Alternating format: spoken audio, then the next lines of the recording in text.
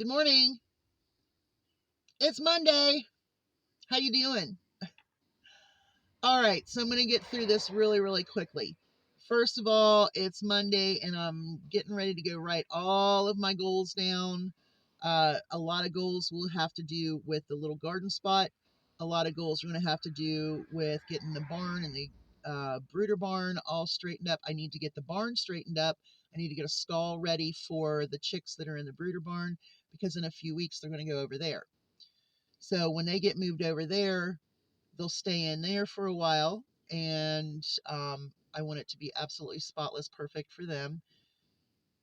But I also need to go up there and plant like the chick mix grasses in their outside area, so that way once they're able to go outside, they'll have all of that to forage on. And as they clear it up, then they will start coming out of the back end of that and at night go back into their stall and roost. I need to do something with 6 roosters. So I've also thinking, well, if I separate all the roosters from it, there's only going to be 3 chickens. So 6 roosters.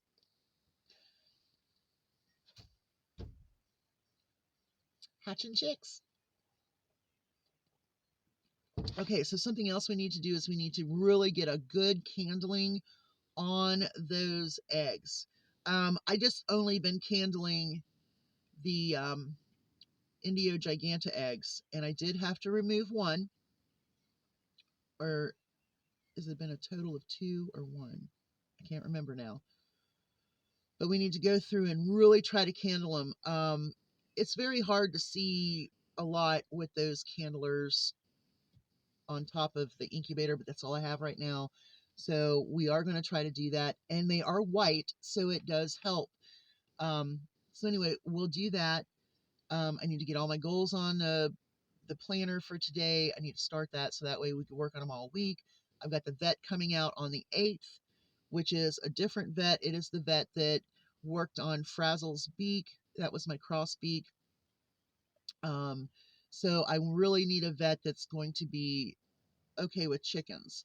So he's going to come out, he's going to do Solomon's vaccinations, try to give him whatever he needs, get him signed up for his prescription for his internal flea and so on and so forth treatment. I want to get him on a heartworm preventative, all of those things. The Great Danes, we're going to see if he can give them shots or not. I don't know how that's going to work. That's going to be the last thing I put him through. So I might have to hand the vet a jar of peanut butter and have him sit on the wall and be really quiet. And for this vet, it'd be very hard because he's very vocal. But anyway, we'll see how that goes. I really don't know how that's going to go. But anyway, it's good to have a vet that's in tune with poultry care. And even if he's not good at it, he's willing to work with poultry because he proved that when he took Frazzle's beak and made it good. He kept her overnight. I mean, and I think he kind of liked her because she was fun. She was friendly. I mean, she was just something else. Of course, I used to have to buy all of the yogurts and cottage cheeses and oh my gosh, I would buy her all kinds of fun stuff. She would get oatmeal, she would get grits. I would cook her breakfast in the morning, scrambled eggs and stuff. I mean, she was a spoiled little girl and she was so fun and she was loving. She happened to be out of the first group of chicks I ever hatched. Um, she was a fuzzy face, but she also had that cross beak. And the guy that I sold all those chicks to, he called me one day and he's like, there's something wrong with her. I don't know if she's injured. I don't know what, but everybody's picking on her. And I said, well, go put her with the youngest group because I sold him 3 groups. I did 3 hatchings for him. I said, go put her with the youngest group and I'll come out and look. And so he put her with the youngest group and there were several roosters in there. And I said, well, I'll tell you what I'll do. I said, let me have one of these roosters and I'll take her back because she can't go back by herself because everyone's going to pick on her. And they did. I tried putting those two in with groups and they had her down. Matter of fact, it was Dove, my white 7-year-old, had her down. So I put those two together, and that was Friction, my really good rooster that I had. So when I brought those two back, they were so happy to be where they were getting all this great food and love and attention. And so finally, I let Friction have that group of girls, and then Frazzle, she hung out. Everything was great. Everything was great. So Friction is actually Tut's dad. So anyway, I could go on and on. My chickens are so important to me. But there's something that I want to talk about. Our criminal king has lost his ever-loving mind. He's going after movies. He's going to tariff movies. He's telling people that maybe the girls only need 2 dolls this year instead of 30. This is how out of touch this man is with reality. Number one, he also says that gas is down, groceries are down, eggs are down, energy's down. I want to know where, because that is a lie. And he expects you to believe it because he says it, but it's not true. But anyway, back to the doll situation. He doesn't realize that when it comes to birthdays and Christmases, the average, normal, common family who struggles with everything struggles to buy 1 doll for Christmas or a birthday. You know, for Christmas, socks, panties, pajamas, clothing, shoes, and maybe a toy.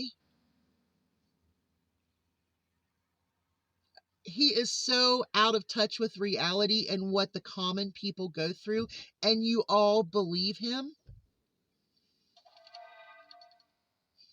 It's disturbing. It's disturbing that someone can lie to you like that and you can believe them. He can post himself as the Pope and you can be okay with that.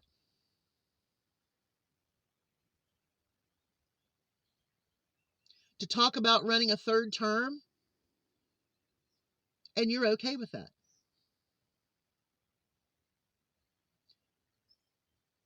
This is what causes chaos. This is what causes civil unrest. A criminal king who only wants to make himself and his backers wealthy. $100 million parade in his honor. You know, North Korea is getting ready to back up Russia right now with soldiers again. If they can keep them off the porn sites, right? That's a whole nother story. That's one of them funny stories. But it's not funny because there's a war going on, and for some reason,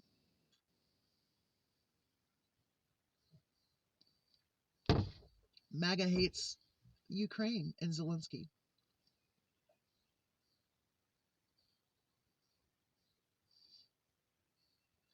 All of you that have been led to believe that our criminal king is the best thing for our country, you are insane as well. You have lost touch with reality. When you start admitting what you see is wrong, then you're with the rest of us. You are not the majority, and I'm going to continue to say that to you. You did not win by a landslide. You did not win by majority. A lot of people didn't vote. Some people voted independent. Some people decided not to vote at all. You are not the majority population of this country. And you need to figure that out. You might be tight in your communities, in your churches that preach that Trump is the chosen one to lead our country into being a Christian nation, while he mocks Christianity. I mean, what he does is mocking Christianity and Jesus. And it astounds me that that's okay. But anyway,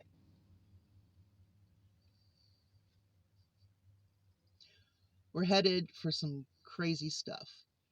And I think that if you're not prepared, um, even if it is buying those toys for Christmas or those things that you're going to need later on down through this year and beyond, stocking up on food, it's not a bad deal. Learning how to can, just learn how to pickle. Do cucumbers. Do you like cucumbers? Do you like pickles? Watch market, your farmers markets, roadside stands. Buy from them. Buy reduced produce like I do at the grocery store, or grow produce like I'm going to try to do this year without my chickens. They're killing my stuff. You need to prepare because things are not going to get any better. And as some people start realizing that they have made bad choices, these are the people who may become deranged and do things they ought not do. So you're going to have to watch people. There are some MAGA people who are crazy. They're crazy. They're nuts. And there's people all over the place that are nuts. I'm watching Tut right now. Anyway, as they realize that they have been duped, they're going to lash out.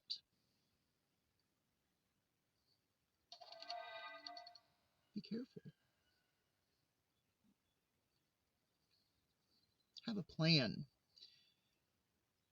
I cannot imagine living in the city right now. I cannot imagine living in the suburbs right now because I can't imagine that anymore. That's just so far away from my mindset.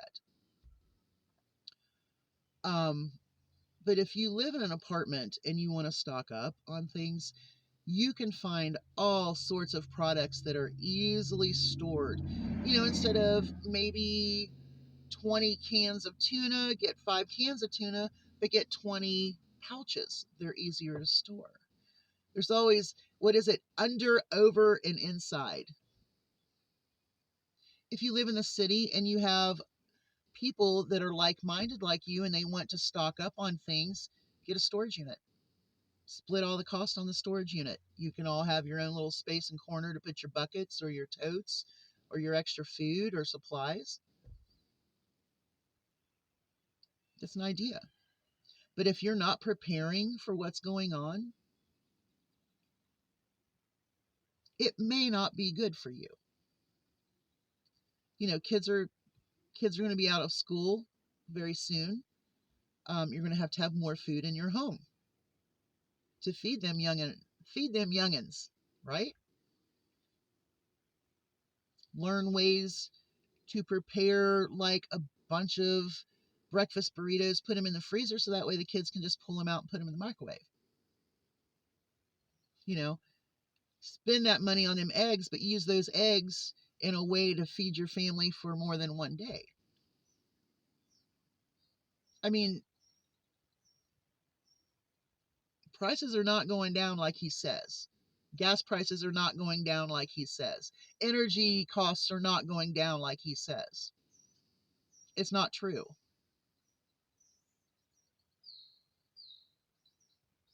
And it's not going to get better anytime soon because now he's tariffing movies.